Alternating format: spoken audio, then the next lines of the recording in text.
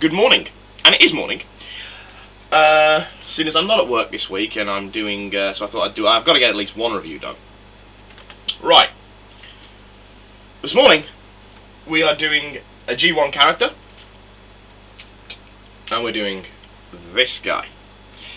I figured, what better way to do an Optimus Prime G1 review than with this fella? Now, for those of you who might not be as much into Transformers as I am or other people are, you may not recognise this, because it's never really hugely gone on general release. You're thinking, that is one big mofo Prime. This is Masterpiece Prime, or the version I've got, which is Hasbro's 20th Anniversary Prime. But there's not a huge amount of difference, but I'll get to that in a bit.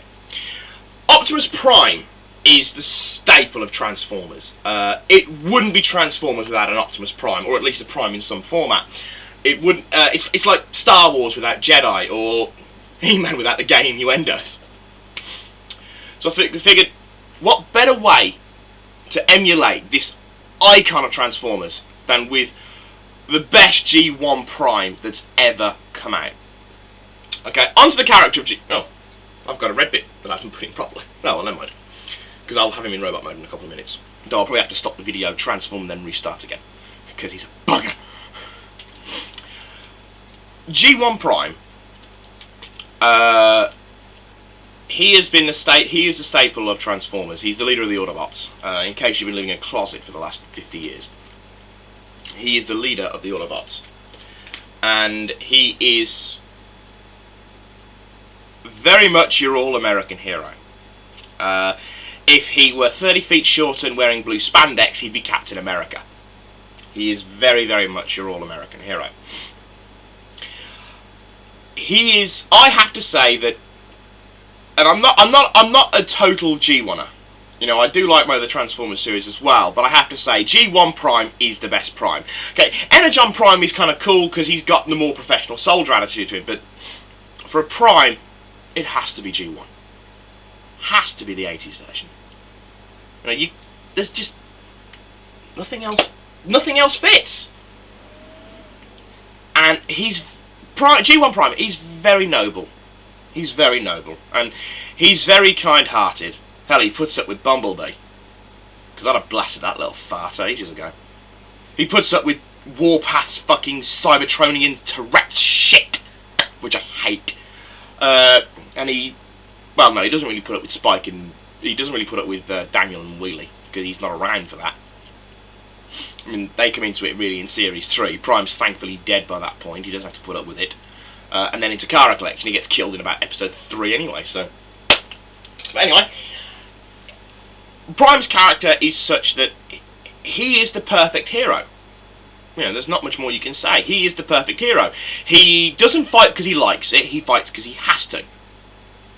He doesn't do it because he enjoys it.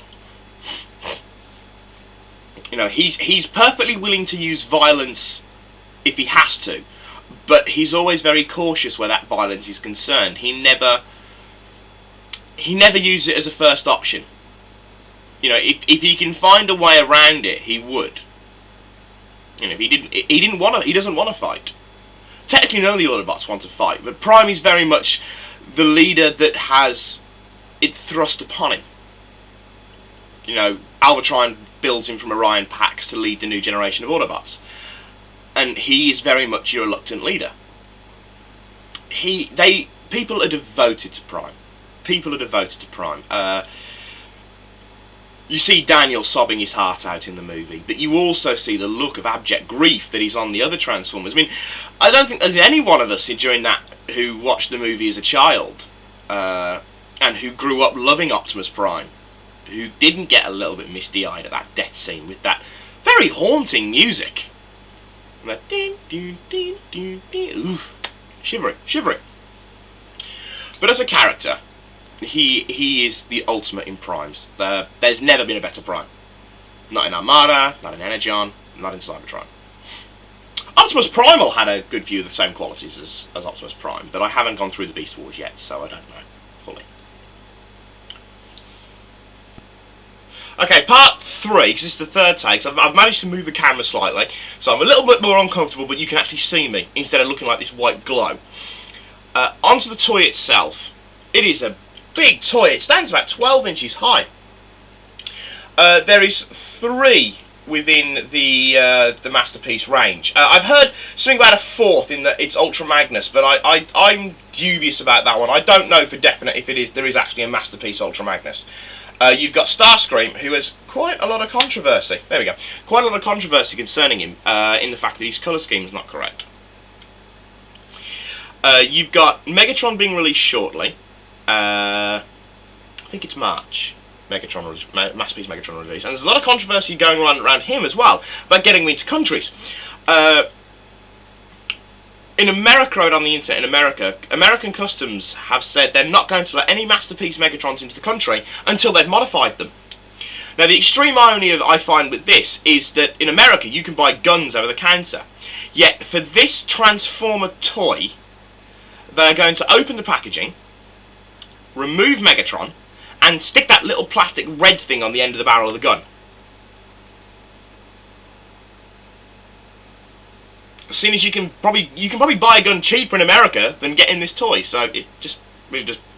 But anyway, the other one is Prime, and he is, as I said, he's G1 accurate, and he's fantastic. He's huge. He really is huge. Here he is next to Alternator Sideswipe, and the alternators are quite a large toy themselves. I mean, you can't even bloody see it fully. Are quite a large toy anyway. But he stands head and shoulders, which is true for Prime. You know, it's right for Prime. Prime was the biggest of all the Transformers, bar Megatron. I think maybe Skyfire. You know, Prime was the biggest. Bumblebee came up to his knee. So we won't go there. Now this Prime is loaded with little gizmos. Loaded with little gizmos. You have got a moving mouthpiece. You can see that one well. The eyes look like they're glowing, but they're not actually a light. It's not a light within them. I've got an itchy nose. There's not actually a light within them. It's made of some substance that's light reflective, and it gives this glowing effect.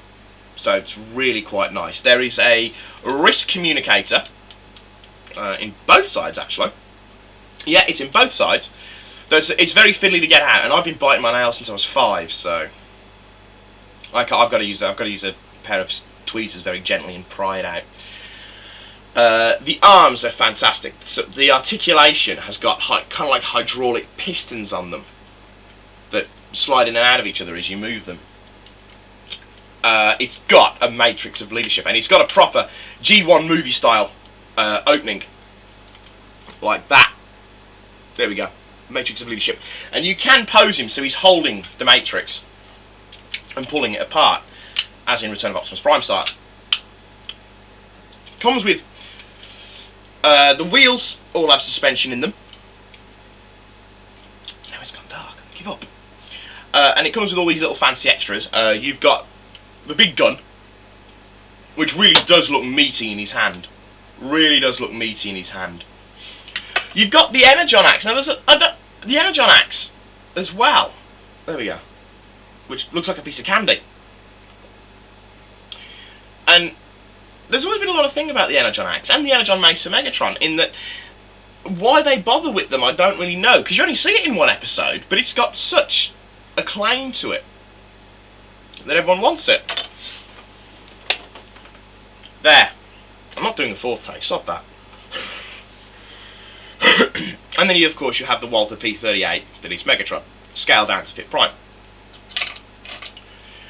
I have the Hasbro side of it, as I said, and the only main difference between it is it has scoring, like weathering on certain parts of it, on the wrists, on the chest, on the front grille, and I don't know whether you're supposed to call it battle damage or whether it's just supposed to be normal weathering. That's the main difference between the Hasbro and the Takara, at least that I know of anyway. I was discussing it with a mate this morning, the main differences, so.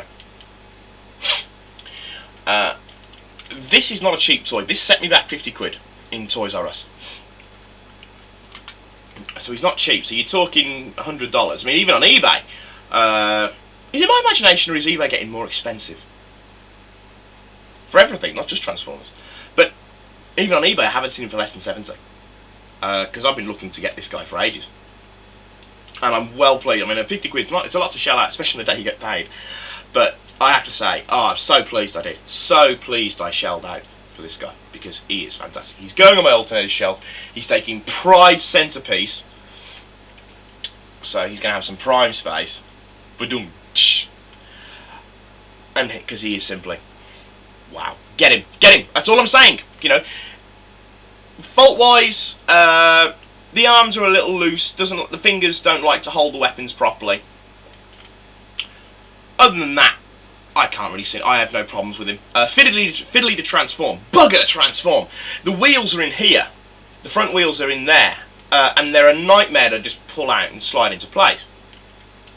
But, hey, alternators are a nightmare to transform, but we still do that, so... Get him. All I'm saying, get him. Fantastic. Fantastic. Absolutely love him. Pride of place in any collection of Transformers, no matter which series you're collecting, or which one your favourite is. Just get him. Okay, this is Silverbolt. I am, and Prime, done for this video now. I shall be back shortly. I still want to do my Hot Rodimus one from Energon, so...